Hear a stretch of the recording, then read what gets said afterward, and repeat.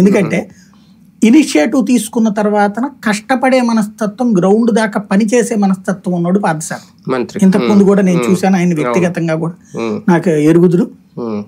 ఆయనకి ఇప్పుడు అప్పజెప్పడం అన్నటువంటిది చాలా మంచి ఆలోచన.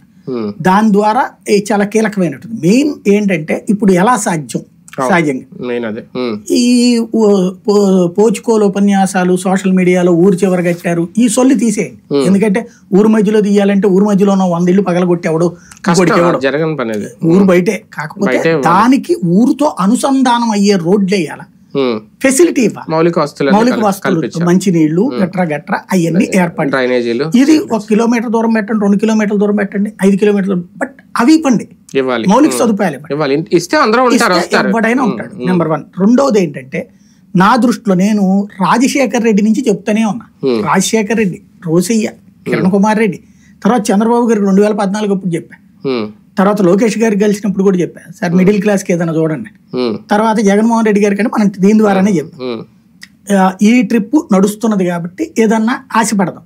అంటే నాట్ ఓన్లీ ఇది మిడిల్ క్లాస్ ఏంటంటే నేను గతంలో కూడా చెప్పాను, ఒక స్థలం మాత్రం మీరు చూపించండి, 25 ఎకరాలు స్థలం మీరు చూపించండి, తక్కువ రేటుకి భూసేకరణ చేయండి, చేసేసి లేదా ప్రభుత్వ భూములు ఉంటాయి ప్రతి ఊరు అవుట్స్కట్స్ లో, ఆ భూమి తీసుకోండి, లేదా ప్రభుత్వ భూమిని ఎవడన్నా ప్రైవేట్